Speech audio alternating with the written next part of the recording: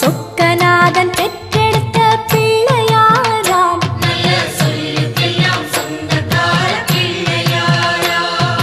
சொக்கநாதன் பெற்றெடுத்த பிள்ளையாராம்.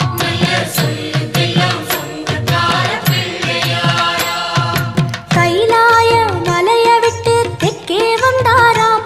இந்த பிள்ளையாறு பட்டி கண்டு இருந்து விட்டாராம்.